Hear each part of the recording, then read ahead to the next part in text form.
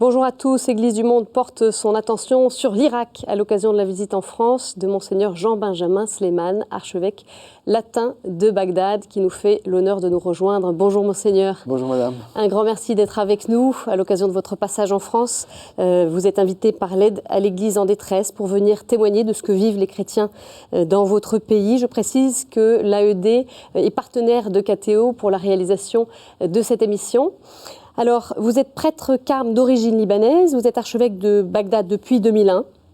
Vous avez donc vu ce pays évoluer avec la chute du régime de Saddam Hussein en 2003 et puis toutes ces années jusqu'à aujourd'hui.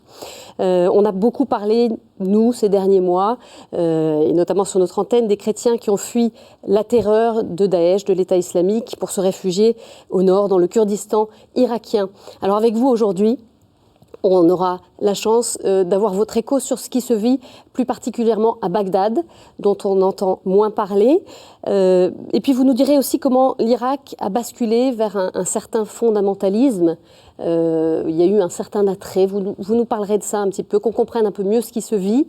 Ce fondamentalisme, bien sûr, que vous dénoncez avec force. Alors une première question, si on regarde la situation dans le nord du pays, vous, quel regard depuis Bagdad, il est peut-être un peu différent votre regard, vous portez sur ce qui se vit dans le nord? D'accord. Je voudrais d'abord vous dire que le diocèse latin, c'est tout l'Irak. Donc le siège est à Bagdad, mais ce qui se passe au nord me concerne aussi directement, même si les familles latines qui ont souffert de l'invasion d'Daesh se comptent au bout des doigts. D'accord. C'est une petite communauté, la communauté latine. Oui, et puis la présence dans le nord n'a jamais été forte. Donc il y avait Mossoul, il y a eu une paroisse à Mossoul, mais il n'y a jamais eu beaucoup de monde. Donc, puis il y a une immigration qui a commencé déjà bien avant les événements que vous avez rappelés et qui continuent. Donc certainement qu'il y a quelques familles qui est allées dans le nord pour se protégées, notamment à Karakosh, il y en avait une, à côté de Karakosh, il y en avait une, etc. Mais maintenant, ils se sont repliés, comme vous l'avez bien dit, sur le Kurdistan et de plus en plus sur Bagdad. Ceux qui étaient dans le Kurdistan sont en train... Des familles qui viennent oui, à Bagdad. parce que voulez-vous, on ne peut pas loger dans la dignité tout le monde. Donc, on a suggéré au truc d'aller vers Bagdad pour être disposé d'autres locaux, pour être donc abrité à Bagdad, ce qui s'est passé. Donc, la situation des chrétiens dans le Nord, en tout cas, elle est mieux que ce qu'elle était. Non, ce qui s'est passé, c'est vraiment un coup de grâce à la présence chrétienne. Dans le Nord et en Irak, je dirais, c'est vraiment le coup de grâce, parce qu'il y en a eu avant, et chaque fois il y avait un drame après. Beaucoup de départs. Vous savez, si vous prenez la ville de Mossoul, en 2008, il y a eu une vraie persécution, avec toujours les mêmes propositions. Vous vous convertissez. Autrement, si vous restez ici, il faut que vous payiez la jizya, c'est-à-dire le prix de votre tête, pour le traduire un peu vulgairement. Vous pouvez ne pas payer les jizya si vos filles et vos garçons vous nous les donnez. Les filles pour adoucir la vie des combattants et les garçons pour devenir combattants eux-mêmes. Si vous ne voulez pas de tout ça, il faut partir, sans rien emporter avec vous. Donc c'est ce qui se passe depuis toutes ces années. Autrement, on vous tue. Mais ça, c'était en 2008, voilà. Novembre 2008. Aujourd'hui, c'est réalité, avec beaucoup plus d'acharnement, beaucoup plus de sauvagerie, beaucoup plus de dureté, etc. Justement, qu'est-ce que l'arrivée de Daesh, et en particulier avec les événements qui se sont produits à partir du mois de juin, quand Daesh est arrivé à Mossoul, qu'est-ce que cette arrivée a provoqué dans le pays? D'abord, cette invasion a provoqué partout et chez tout le monde une panique, une vraie panique. On ne peut pas arrêter Daesh, etc. Vous savez, à Bagdad, qui est bien loin des lieux donc occupés par Daesh, de Mossoul, parce qu'après il y a eu aussi l'invasion s'est poursuivie, et donc il y avait beaucoup plus de proximité avec Bagdad. Mais au départ, c'était surtout Mossoul. Et il y a eu une panique. Qui... Si bien que des musulmans, oui. Chrétiens et musulmans des chrétiens, ont eu ressenti cette panique. Est parti. Donc il y a une vague de départ, après la chute de Mossoul. Et puis les gens n'ont pas eu le temps un peu d'analyser les choses, etc. Parce que, vous savez, Mossoul est tombé sans combat.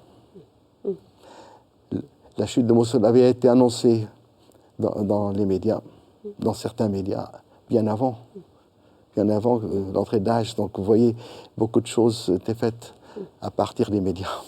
Cette panique, elle existe encore aujourd'hui, Monseigneur ? Elle est certainement moins forte aujourd'hui. Oui. Elle existe, oui. Je veux dire, le péril de Daesh n'est pas...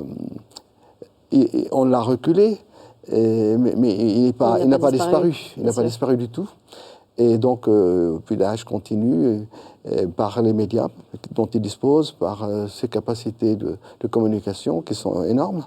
Donc, à faire peur, certainement. Vous avez entendu, vous, des témoignages parmi les fidèles, dans votre entourage de familles qui ont été touchées par Daesh ? Vous savez, il faut quand même dire une chose pour les chrétiens et pour d'autres minorités non chrétiennes et non musulmanes, qui ont subi les choses. Les villages chrétiens, les gens ont été prévenus. L'arrivée de Daesh était imminente. Et puis, il y avait eu déjà avant quelques coups de canon, par exemple contre Karakosh. Les gens étaient partis, puis sont revenus, etc. Mais, donc, ce qui fait que, je veux dire, les chrétiens, dans leur grande majorité, ont fui. Ils ont perdu tout, mais ils ont fui. Donc, la vie était sauve. Le drame le plus atroce, c'est celui qui est arrivé aux Yézidis. Minorité là où ceux qui n'ont pas pu fuir, les hommes ont été massacrés, en général, les enfants et les femmes enlevés, emprisonnés, vendus, etc. Enfin, vous avez entendu les horreurs, donc surtout les femmes vendues sur les marchés, là. Vraiment une chose atroce. Hein. Mais les chrétiens, c'est vrai, ont pu partir avant. Les chrétiens, il y a eu des victimes, mais relativement, le nombre est limité. On sait combien ou pas ? Par exemple, les premiers jours à Karakosh, il y a une femme qui meurt avec 2 enfants, quelque chose comme ça. Il y a un vieux qui meurt. Il n'était pas touché, mais c'est peut-être l'émotion, etc. C'est un problème au cœur. Il y a eu des morts après dans les lieux de regroupement. Il y a des anciens et des enfants qui sont morts. Donc, parce que des conditions de vie aussi. Des conditions de vie, donc certainement. Mais heureusement, je dis, et grâce vraiment à l'aide des organismes catholiques d'une façon très principale, les églises se sont organisées. Donc il y a eu une commission d'évêques orthodoxes et catholiques qui a planifié, qui a donc dirigé les opérations de secours. Grâce à cette aide-là de l'Église. Et je crois qu'ils ont fait un travail merveilleux. Vraiment merveilleux. Il faut reconnaître ça. C'est peut-être pour la première fois dans l'histoire qu'il y a une efficacité parce qu'il y a une organisation et surtout une communion, malgré les limites de tout ce qui a été fait. Mais surtout dans la ville d'Erbil et ses alentours, on a trouvé des logements à beaucoup de familles. On a loué des maisons. On a logé deux, trois familles dans une même maison, quelquefois, ça dépend de la... Ils ont pu s'organiser. Oui. Monseigneur, on va en revenir à ce qui se passe à Bagdad, parce qu'on avait beaucoup déjà évoqué ce qui s'est passé au Kurdistan à travers des reportages, des émissions. Dites-nous un petit peu, Bagdad, on n'a plus beaucoup de nouvelles, on ne sait pas très bien ce qui s'y passe. Oui. Voilà, racontez-nous. Comment est-ce qu'on vit à Bagdad aujourd'hui ? Je vais commencer par un paradoxe. Bagdad, c'est une ville beaucoup plus calme que les autres, mais c'est une ville où encore on meurt.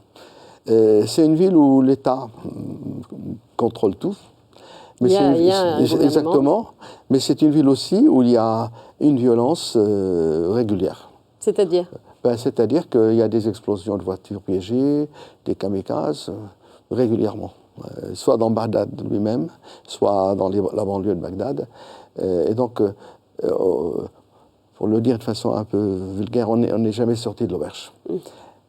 Et le paradoxe, c'est ça, c'est que d'un côté, on voit qu'il y a une amélioration. Les structures. Et dans le truc, il y a un État qui se réorganise, etc.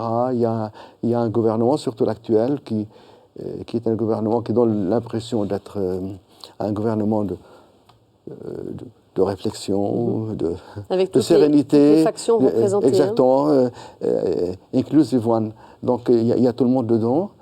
Mais aussi, on voit que les vrais problèmes, les grands problèmes, non seulement ne sont pas résolus, mais ils ne sont même pas affrontés. Je veux dire, ils sont pas, on n'arrive pas encore à Et quels sont justement ces vrais problèmes? Les problèmes de l'Irak, à mon avis, d'abord, c'est l'identité de l'Irak.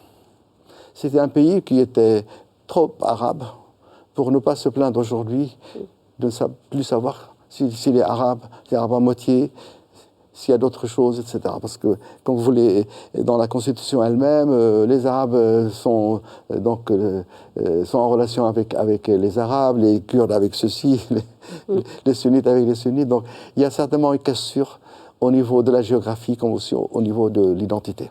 D'accord. Et c'est pas bon pour un pays, je crois. Même si on est divers, il y a une manière d'être identifié à ce pays. Je ne pense pas qu'il y ait au monde un melting pot plus riche, plus divers, plus varié que les États-Unis. Mais tout le monde dit « I'm American ». Avant tout. Et avec un orgueil que l'on trouve vraiment ailleurs. Donc, je crois que l'Irak a perdu ça. Peut-être qu'avant, on disait nous sommes arabes un peu par peur, un peu parce que le parti imposait l'arabisme. Même à ceux qui, ethniquement, n'étaient pas arabes, qui ne parlaient même pas l'arabe quelquefois. Donc là, on passe d'un extrême à l'autre. On se définit par sa religion, aujourd'hui? Exactement. L'appartenance religieuse, l'appartenance ethnique, l'appartenance tribale, voilà les trois appartenances qui sont le plus en vue. Et peut-être il faut retourner à quelque chose qui facilite la coexistence humaine des peuples, des groupes, etc. Il faut vraiment trouver de nouveau une nationalité, une citoyenneté qui redeviennent vraiment des dénominateurs communs. On est irakien, mais on peut être druze, on peut être chrétien, on peut être ceci, cela. Ça ne doit pas empêcher la coexistence nationale. Donc il y a ça, c'est très fort. Et il y a un grand problème en Irak aussi, c'est la réconciliation. C'est même un programme gouvernemental. Les derniers gouvernements en ont fait un peu un programme. Mais ça ne se réalise pas encore. Les gens se parlent, il y a un gouvernement d'unité nationale, etc., tout ce que vous voulez. Il n'y a pas encore de réconciliation. Entre les personnes, c'est-à-dire chacun vit dans sa communauté? Entre les acteurs, comment ça se traduit, ça? Oui, il y a ça. Il y a ça. On est méfiant vis-à-vis? Il y a ça, mais même les politiciens, quelquefois, ne se rendent pas compte que eux-mêmes aussi rétrécissent leur champ d'influence, parce que si je suis sunnite, je m'occupe seulement des sunnites. Si je suis kurde, je m'occupe seulement des kurdes. Je suis chrétien, je fais un petit parti de rien du tout et je le baptise chaldéen, etc. On s'emprisonne quelque part. Donc, il y a un communautarisme qui se et moi je crois que la réconciliation nécessite une maturité. Elle nécessite aussi du courage pour dépasser des problèmes qui ont eu lieu. Elle suscite une vision d'avenir pour ouvrir une nouvelle page. Et voilà, il faut des prophètes pour faire ça. Des prophètes. Vous pensez à qui, alors? Qui peut faire cette réconciliation?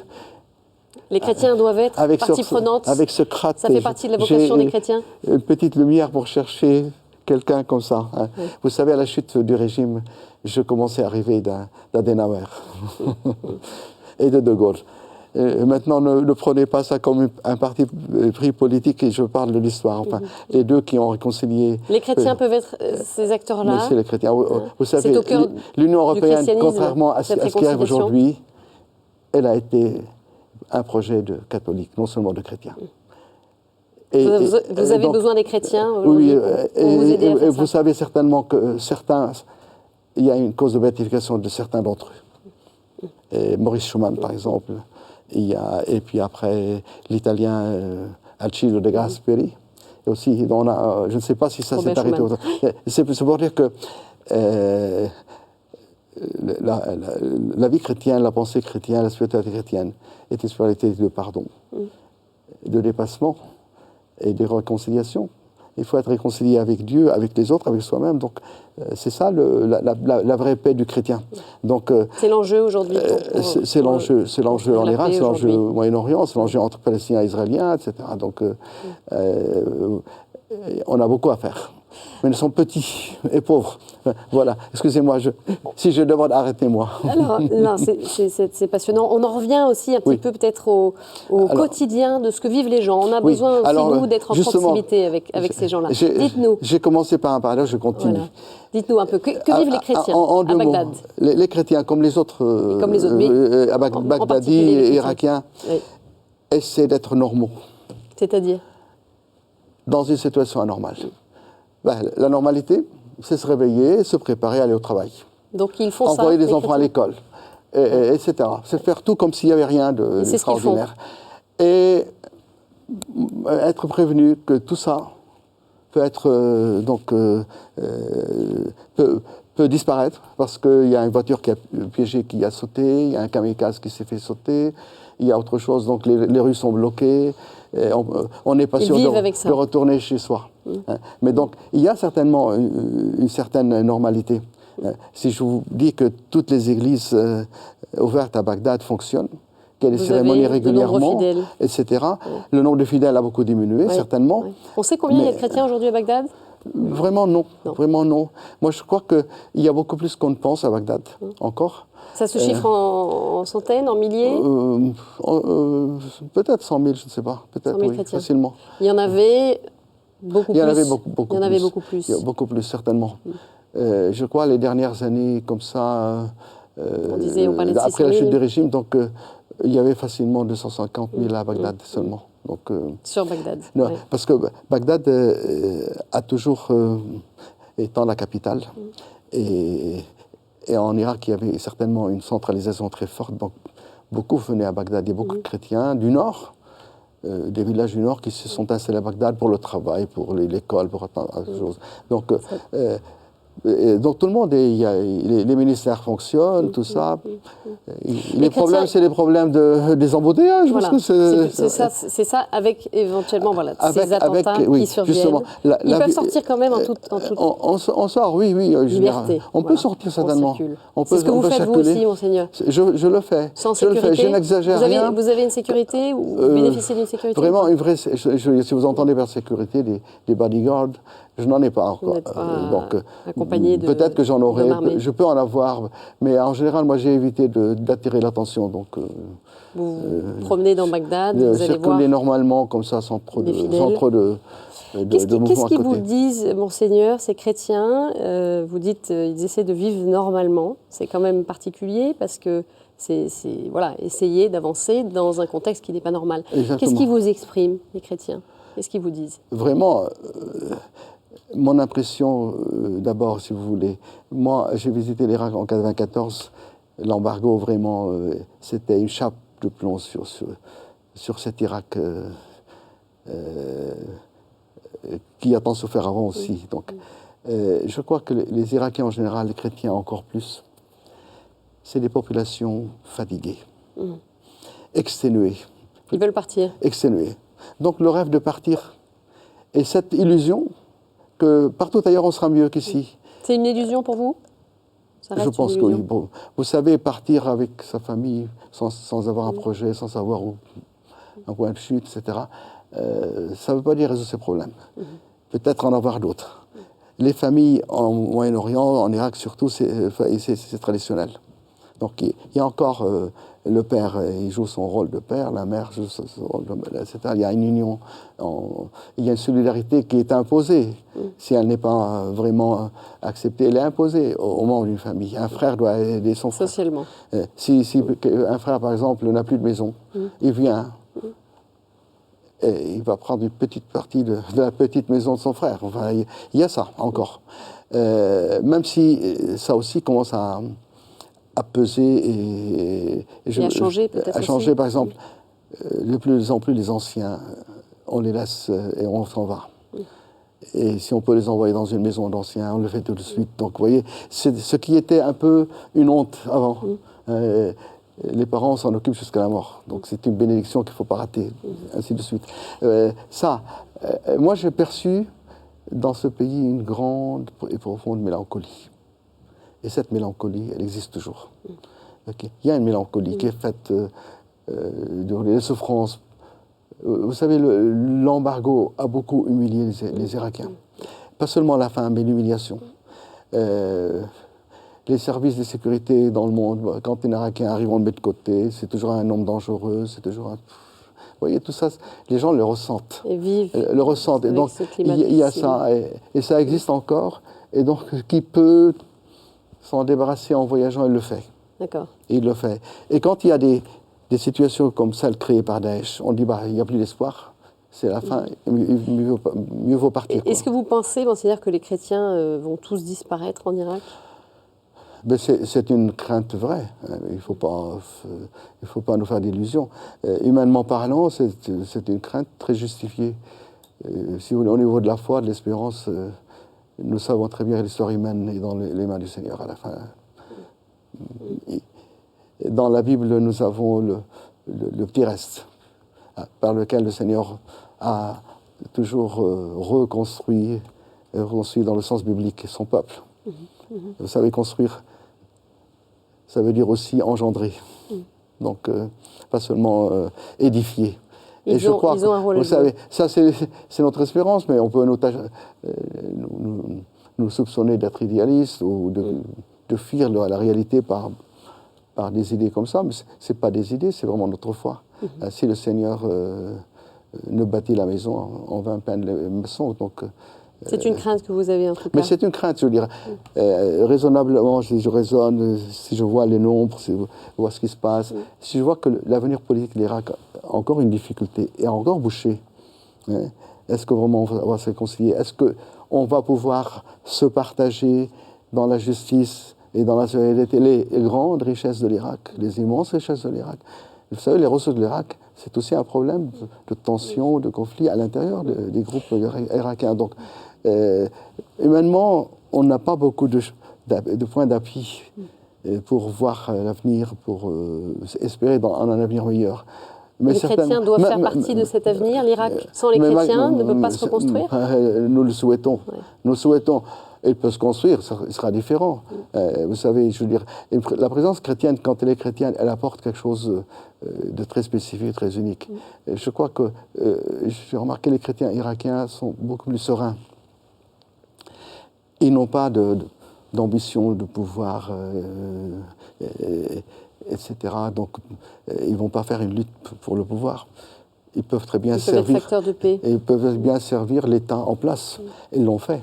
Ils l'ont fait. Je crois que l'Irak a bénéficié d'une élite chrétienne dans la santé, je veux dire, beaucoup d'ingénieurs, beaucoup d'architectes, etc. Maintenant, vous savez, il y a des pays où il n'y a pas de chrétiens. Et ça continue. Ça va être différent, mais ça ne va pas disparaître. En tout cas, aujourd'hui, les liens entre chrétiens et musulmans, est-ce que ça a changé quelque chose, tous ces bouleversements? Et de quelle façon? Certainement. Vous savez, moi, j'ai bien étudié un peu la coexistence. Je crois que la coexistence continue. Mais elle n'est plus... Chrétiens et musulmans. Certainement. Il y a rencontres, vous savez, on continue. La vie l'emporte toujours. Il y a le dialogue de la vie. Il y a beaucoup de chrétiens qui vont chez des médecins musulmans, et le contraire. Dans nos écoles là qui renaissent, il y a beaucoup d'élèves musulmans. Dans les écoles chrétiennes. Oui, donc il y a beaucoup de sociétés, etc. Mais certainement, il n'y a plus la joie, l'enthousiasme d'avant. Ça manque. Il y a plus de méfiance aujourd'hui qu'il y avait avant. De part et d'autre. Bien sûr, bien sûr. Et ça c'est regrettable. Mais ça existe. Il ne faut pas le cacher. Il faut peut-être essayer de voir vraiment, si on peut retrouver la vraie confiance, la vraie réciprocité, la vraie amitié. Vous encouragez les chrétiens dans ce sens-là? On l'encourage. Vous savez, quand on voit certains îlots qui restent comme ça, où il y a une réciprocité, une amitié, des fois on est frappé par certains actes. Moi je me souviens de l'entrepreneur qui faisait des travaux à la cathédrale. il a de part et d'autre de sa maison 2 voisins qui sont musulmans. Un soir, le mari n'arrive pas à rentrer à l'heure, donc et puis il y avait le couvre-feu, donc il n'allait pas rentrer dans sa famille, et sa femme devait donner au monde son bébé, donc enfanté, et il fallait l'emmener à l'hôpital. Ce sont les musulmans qui l'ont accompagné? Non. Le musulman a demandé aux chrétiens de l'accompagner. Et vous ne pouvez pas imaginer combien de trucs une femme doit être accompagnée par son mari, son père, son frère, pas par les autres, etc. Mais il y a des choses comme ça qui vous donnent... il y a quand même autre chose. Et il y a quand même autre chose dans les rapports sociaux. Mais ce n'est pas toujours le cas, parce qu'il y a aussi des cas de discrimination, même dans la fonction publique, ça existe, etc. Il y a des cas d'enlèvement pour la rançon, etc. Il y a des fois, on oblige les gens à vendre leur maison, ils ne veulent pas vendre, mais ils doivent signer parce qu'ils sont menacés. Il y a des choses qui arrivent à Bagdad. On doit arriver à la fin de cette émission très rapidement, oui. En 30 secondes. Quelle est votre prière aujourd'hui, Monseigneur? Quelle prière vous adressez aussi aux chrétiens qui vous regardent, aux téléspectateurs? Moi, je veux dire, je prie certainement pour la paix. Pour la paix, c'est un mot qu'il faut prendre aussi au sens fort et profond. La paix qui nous vient du Seigneur d'abord, sur laquelle on peut construire nos paix humaines. Et je prie beaucoup pour la foi en Europe. Pour l'Europe qui a été phare du monde à tous les niveaux, même au niveau de la foi chrétienne. Qu'elle retrouve cette foi, sa vigueur et son amour, et qu'elle porte la bonne nouvelle au monde.